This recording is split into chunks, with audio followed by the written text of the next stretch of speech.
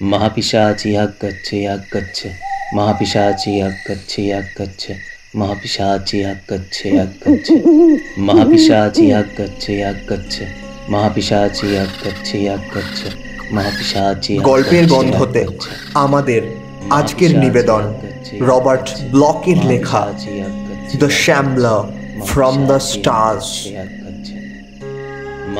Robert ব্লকের জন্ম 5ই এপ্রিল 1917 খ্রিস্টাব্দে মার্কিন যুক্তরাষ্ট্রের শিকাগো ইলিনয়তে। Crime, horror, fantasy, science fiction ইত্যাদি নিয়ে তার লেখাগুলি আজও সমানভাবে জনপ্রিয়। মূলত এইচপি লাভক্রাফটের থেকে অনুপ্রাণিত হয়ে কসমিক হরর নিয়ে লেখা শুরু করেন তিনি।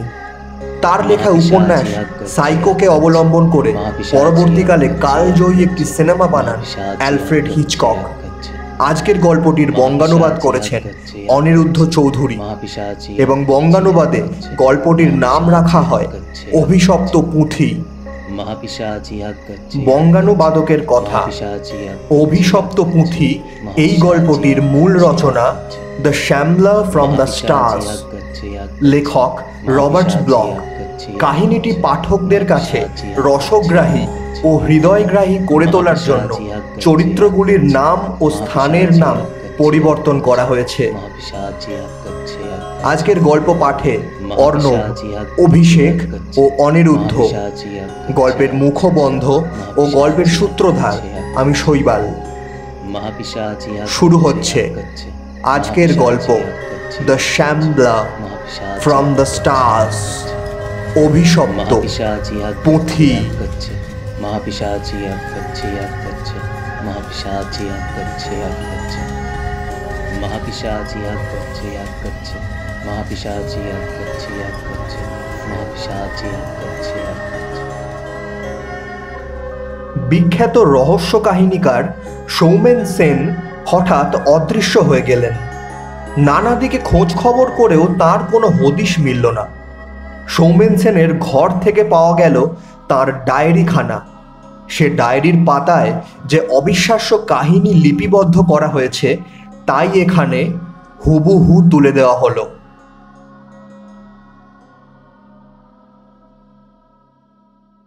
ছেলেবেলা থেকেই বই পড়বার দিকে খুব ঝোঁক। সব রকম বই পড়তাম, কিন্তু কোনো রহস্য কাহিনী যদি আমার হাতে আসতো তবে তা পড়তে গিয়ে আমি নাওয়া খাওয়া ভুলে যেতাম।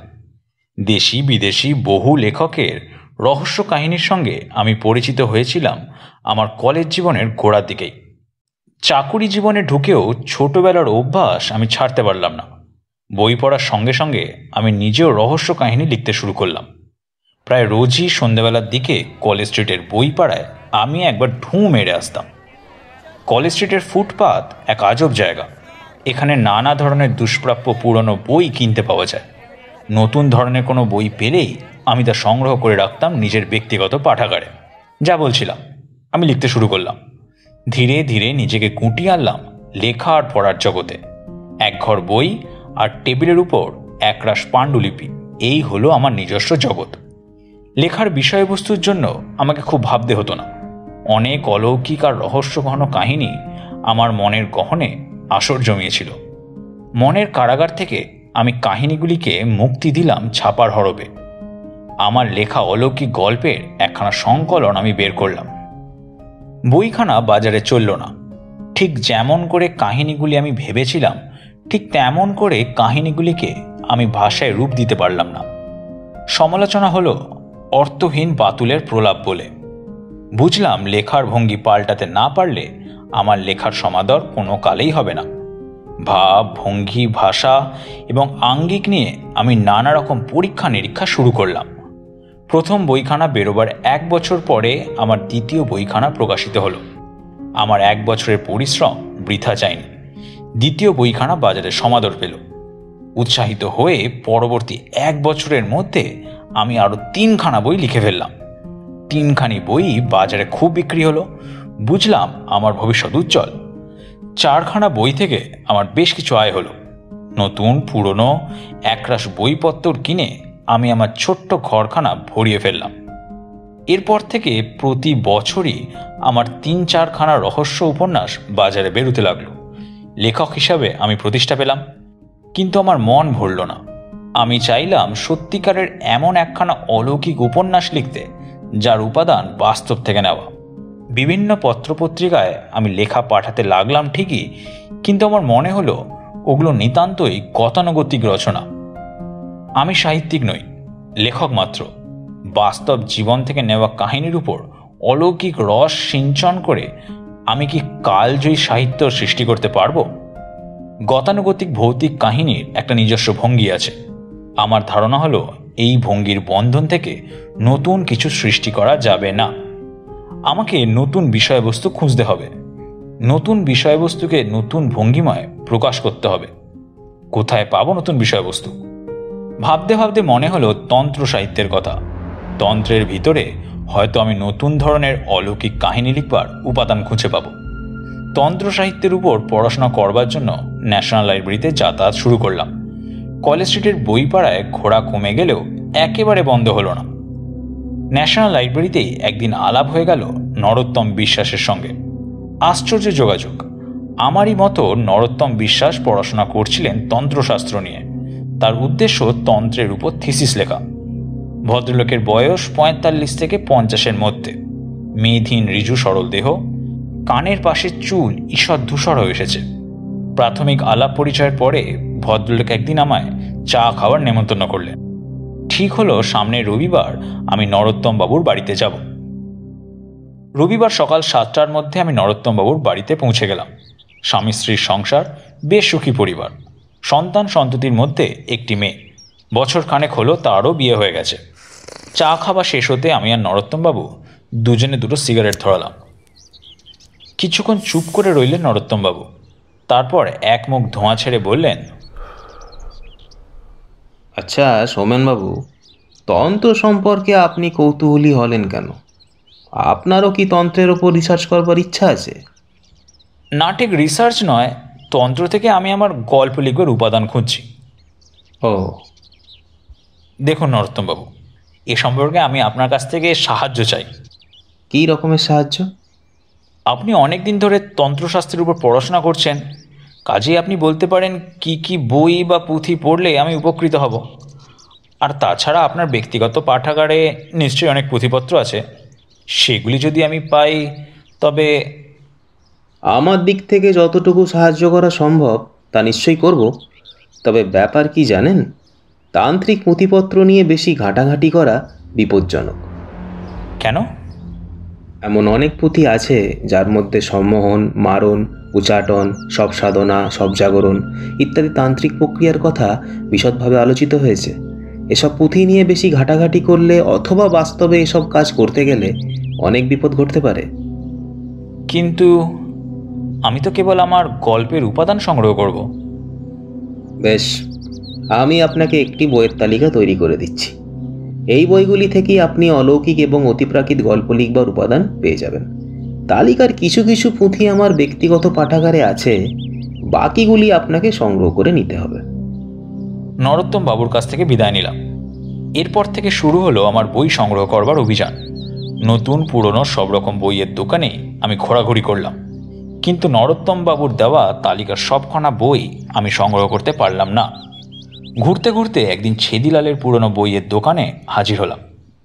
আসেন বাবু, আপনার পছন্দ মাফিক অনেক বিলেতি কিতাব এসে গেছে। ছেদিলাল আমায় অভ্যর্থনা জানালো। হাসলাম। ছেদিলাল জানে না যে আমার পছন্দটা পাল্টে গেছে। দেখেন বাবু, কিতাব দেখেন, তারপর পছন্দ মাফিক নিয়ে যান। বইয়ের আলমারিগুলোর উপর চোখ বোলাতে লাগলাম। হঠাৎ আলমারির একটা জায়গায় এসে আমার দৃষ্টি থমকে গেল। দুখানা মোটা ডাক্তারি বইয়ের মাঝখানে একখানা পুরনো পুঁথি ধরনের বই দেখা যাচ্ছে। সাবধানে আলমারির থেকে বইখানা বের করলাম। পুরনো আমলের তুলোট কাগজে কাঠের হরপে ছাপা একখানা পুঁথি, মহাপিশাচতন্ত্র। আনন্দে আমার নাচতে ইচ্ছে করল। কোনো রকমে মনের ভাব গোপন করে ছেদিলালকে জিজ্ঞাসা করলাম, এ পুঁথি তুমি কোথা থেকে পেলে? কি জানি বাবু, মাঝখানে হলো কিতাবখানা ওখানেই আছে, কোনো পুরনো লটের সঙ্গে এসে গিয়ে থাকবে। বইখানা কি ধরনের ছেদিলালের সে সম্বন্ধে কোনো ধারণা নেই। 10 টাকা দিয়ে পুরনো বইখানা কিনে ফেললাম। ছেদিলাল ভাবতেই পারেনি যে একখানা ছেঁড়া পুরনো পুঁথির বদলে ও 10টা টাকা পেয়ে যাবে। খবরের কাগজ দিয়ে ভালো করে মুড়ে ছেদিলাল বইখানা আমার হাতে তুলে দিল। বইখানা নিয়ে তাড়াতাড়ি রাস্তায় নেমে এলাম। মনে আমার দারুণ উত্তেজনা। কি আশ্চর্য আবিষ্কার! বইখানার নাম আমার কাছে মোটেই অপরিচিত নয়। এখানার লেখক হচ্ছেন স্বামী বজ্র ভৈরবানন্দ, সেকালের একজন বিখ্যাত তান্ত্রিক সাধক। বজ্র ভৈরবানন্দ সম্পর্কে নানা কাহিনী আর কিংবদন্তি লোকমুখে প্রচলিত। শোনা যায় তিনি নাকি 200 বছর বেঁচেছিলেন। বীরভূম জেলার কঙ্কালীতলার মহাশ্মশান ছিল তার সাধনপীঠ। মন্ত্রের আকর্ষণে তিনি নাকি জীবিত আর মৃত লোকের মাঝামাঝি অস্পষ্ট কুহেলি ঘেরা জগতের বাসিন্দাদের মাটির পৃথিবীতে নামিয়ে আনতে পারতেন। ভূত প্রেত পিশাচ সবাই নাকি ছিল তার আজ্ঞাবহ।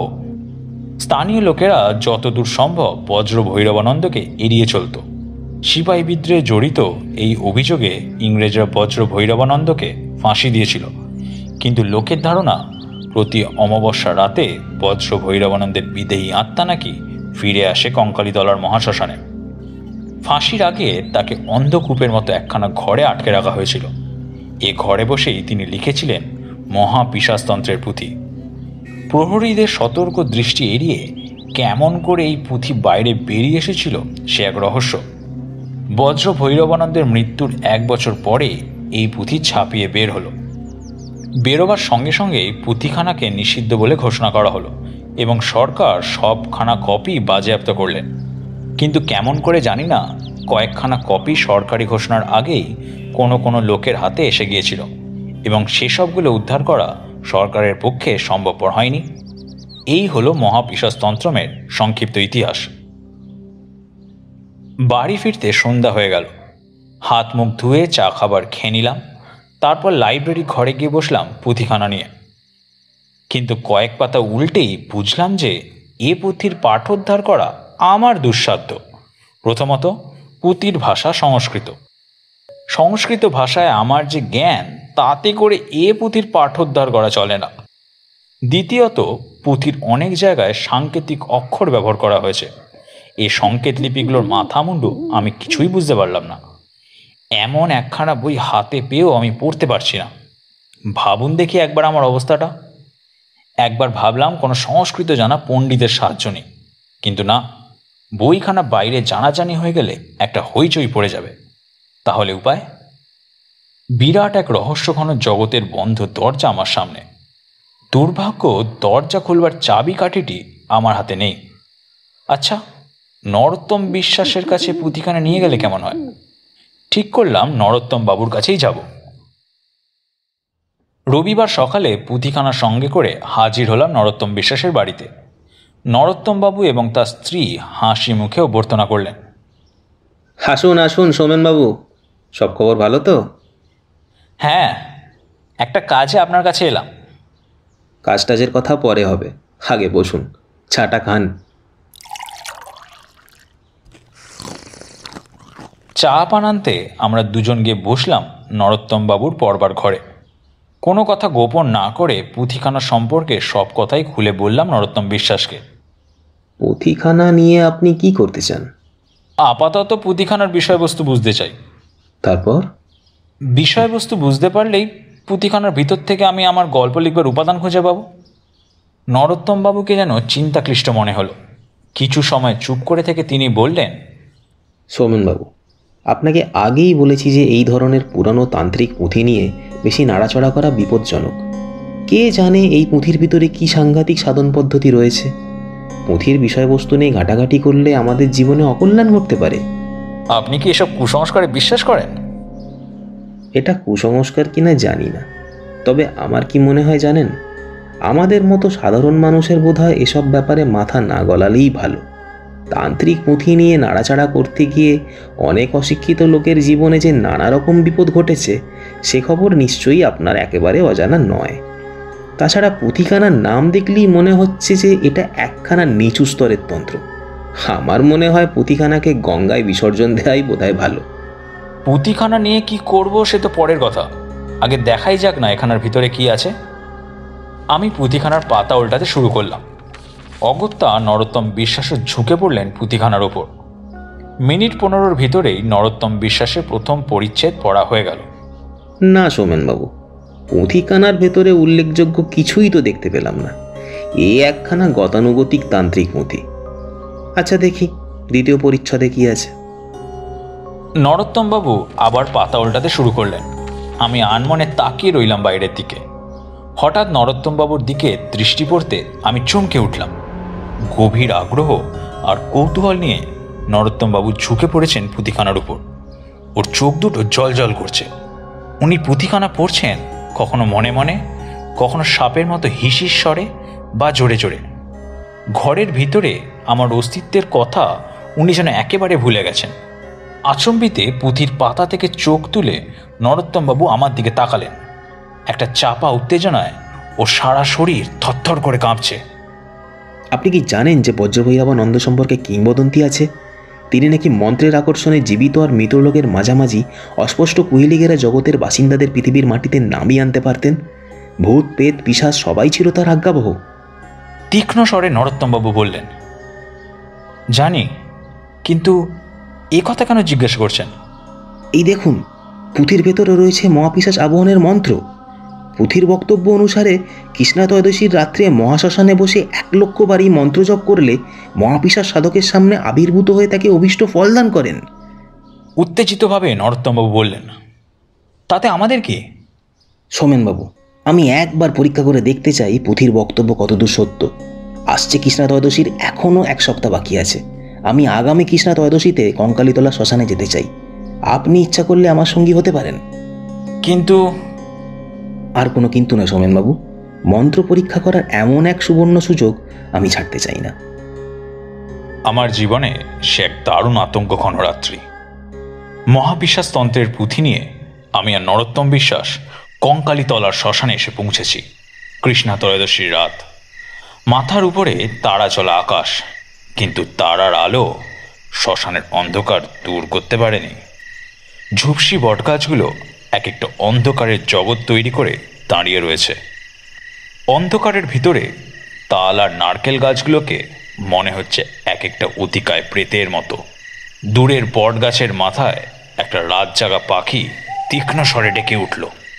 একটা শকুনের বাচ্চা কোকিয়ে উঠল তাল গাছের মাথায়। সোমেনবাবু, আর দেরি করে লাভ কি? এবার আমাদের কাজ শুরু করা যাক। ফিসফিস করে নরোত্তম বিশ্বাস বলে উঠলেন। দুজনে এগিয়ে গেলাম শ্মশানের একটা কোণের দিকে। চারপাশে গণ্ডি কেটে নরোত্তমবাবু তার আসন তৈরি করলেন। আমি বসে রইলাম গণ্ডির বাইরে। পুঁথিখানা হাতে নিয়ে নরোত্তমবাবু আসনে বসলেন। তারপর শুরু করলেন তার জপ। মহাপিশাচি আজ্ঞাচ্ছে আজ্ঞাচ্ছে, মহাপিশাচি আজ্ঞাচ্ছে আজ্ঞাচ্ছে, মহাপিশাচি আজ্ঞাচ্ছে আজ্ঞাচ্ছে। কতক্ষণে মন্ত্রজপ চলল ঠিক বলতে পারবো না, কিন্তু হঠাৎ এক সময় একটা অনুভূতি আমায় পেয়ে বসলো। আমার মনে হতে লাগলো নরোত্তম বিশ্বাসের মন্ত্র তরঙ্গ যেন কুণ্ডলী পাকিয়ে আকাশের দিকে উঠে যাচ্ছে। নক্ষত্রলোকের মধ্যে দিয়ে পথ করে মন্ত্র যেন যাচ্ছে শ্রোতার কাছে। যে শ্রোতাকে মন্ত্রের আকর্ষণে পৃথিবীতে নেমে আসতেই হবে। একে আমার আচ্ছন্ন মনের কল্পনা। দূরে আকাশের কোণে মরা হলুদ রঙের এক ফালি চাঁদ উঠল। চাঁদের আলো বিস্তীর্ণ শ্মশান ভূমির উপর সৃষ্টি করলো এক ভয়ঙ্কর আলো আঁধারের পরিবেশ। আচম্বিতে তাল গাছ আর ঝুপসি বট গাছের ডালপালা কাঁপিয়ে শোঁ শোঁ করে ঠান্ডা হিমেল হাওয়া বইতে লাগলো। অতিকায় কালো বাদুরের ডানার মতো নিকষ কালো একখানা মেঘ ঢেকে ফেললো মরা হলুদ রঙের চাঁদ আর তারাচলা আকাশকে। পৃথিবীর বুকে নেমে এলো এক অন্ধ তমিশ্রা। দৃষ্টি অন্ধ হয়ে গেল সেই নিরেট অন্ধকারে। কেবল শোনা যেতে লাগলো কাঁপা কাঁপা স্বরে উচ্চারিত মহাপিশাচ আবহনের মন্ত্র। মা পিশাচি আজ্ঞাচ্ছে আজ্ঞাচ্ছে, মা পিশাচি আজ্ঞাচ্ছে আজ্ঞাচ্ছে, মা পিশাচি আজ্ঞাচ্ছে আজ্ঞাচ্ছে, মা পিশাচি। নরোত্তমবাবু কি ভয় পেয়েছেন? কথাটা ভাবতেই আমার মেরুদণ্ডের মধ্যে দিয়েও একটা আতঙ্কের তুহিন শীতল স্রোত বয়ে গেল। হঠাৎ তীব্র তীক্ষ্ণ এক বিদ্যুৎ দীপ্তি কালো মেঘে ঢাকা আকাশটাকে কে যেন অগ্নিময় খড়গ দিয়ে চিড়ে ফেললো। শনশন করে বইতে লাগলো কনকনে ঠান্ডা বাতাস। এ বাতাস পৃথিবীর নয়, এ বাতাস বুঝি উঠে আসছে অন্ধকার নরকের অতল গহ্বর থেকে। খল খল করে কে যেন বিভৎস হাসি এসে উঠল মহাশূন্যের বুক ছিঁড়ে। মহাপিশাচ কি তাহলে মন্ত্রের আহ্বানে সাড়া দিয়ে সত্যি আসছে? সহসা দারুণ আতঙ্কে চিৎকার করে উঠলেন নরোত্তম বিশ্বাস। অন্ধকারে ঠিক বুঝতে পারলাম না, কিন্তু মনে হলো শরীরের সমস্ত শক্তি দিয়ে উনি যেন অদৃশ্য কার সঙ্গে যুঝছেন। এরপর যা ঘটল আমার দুর্বল লেখনী তা ভাষায় প্রকাশ করতে পারবে না। এক আতঙ্ক ঘন মুহূর্তে আমার ভয় বিস্ফোরিত দৃষ্টির সামনে নরোত্তম বিশ্বাসের শরীরটা শূন্যে উঠতে লাগলো। প্রেতলোকের অপার্থিব নীলাভ আলো আছড়ে পড়ল তার শূন্যে ভাসমান দেহের উপর। শূন্যে ভাসমান দেহটা অদ্ভুতভাবে বেঁকে যেতে লাগলো। অদৃশ্য এক অধিকায় দানব যেন দুমড়ে মুচড়ে দিতে লাগলো নরোত্তমের শরীরটাকে। মরমর করে হাড় ভাঙবার শব্দ হলো। নরোত্তমের গলাটা ভেঙে গেছে। মৃত্যু যন্ত্রণায় শেষবারের মতো চিৎকার করে উঠলেন নরোত্তম বিশ্বাস। খলখল করে এক বিভৎস হাসির দমকে ভরে গেল সারা শ্মশান। প্রেতলোকের অপার্থিব আলোয় দেখলাম নরোত্তমের সারা শরীর থেকে রক্ত ঝরে পড়ছে, কিন্তু মাটি পর্যন্ত নেমে আসছে না রক্তধারা। শূন্য পথেই অদ্ভুতভাবে অদৃশ্য হয়ে যাচ্ছে। দারুণ আতঙ্কের মধ্যে দিয়ে বুঝলাম যে প্রেতপুরীর অদৃশ্য আগন্তুক পান করছে হতভাগ্য নরোত্তম বিশ্বাসের দেহ নিঃসৃত রক্তধারা। জাগ্রত পিশাচ খাদ্য না পেয়ে সাধককেই সংহার করছে। চোখের সামনে নরোত্তমের দেহটা কুঁকড়ে যেতে লাগলো। কিছুক্ষণের মধ্যে রক্তহীন সাদা দেহটা আছড়ে পড়ল মাটির উপর। নররক্তপানে তুষ্ট মহাপিশাচ এতক্ষণে দৃষ্টিগ্রাহ্য হলো। আমি দেখলাম সেই মহা আতঙ্ককে। নিকষ কালো বিপুল দেহ, আগুনের ভাটার মতো দুটো চোখ নিষ্ঠুর জিজ্ঞাসায় ধকধক করে জ্বলছে। চোখের দৃষ্টিতে সর্বগ্রাসী মহাক্ষুধা। দারুণ আতঙ্কে চিৎকার করে উঠলাম, কিন্তু গলা দিয়ে কোনো স্বর বেরোলো না। জ্ঞান হারিয়ে লুটিয়ে পড়লাম শ্মশানের মাটিতে।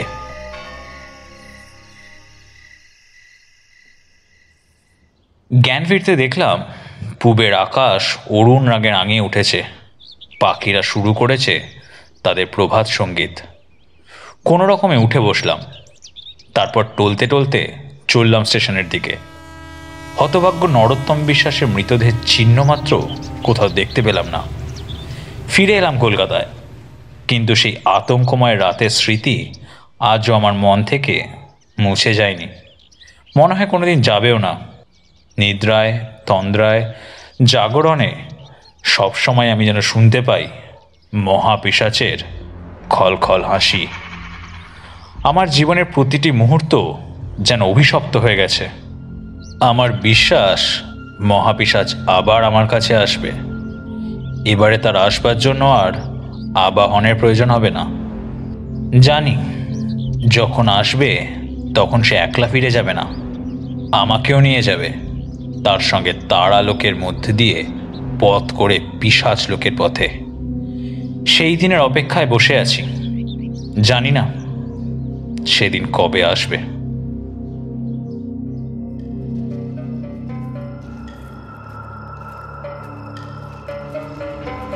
শুনছিলেন the Shyamla from the stars, অভিশপ্ত পুঁথি। গল্পের বাংলা রূপান্তর অনিরুদ্ধ চৌধুরী।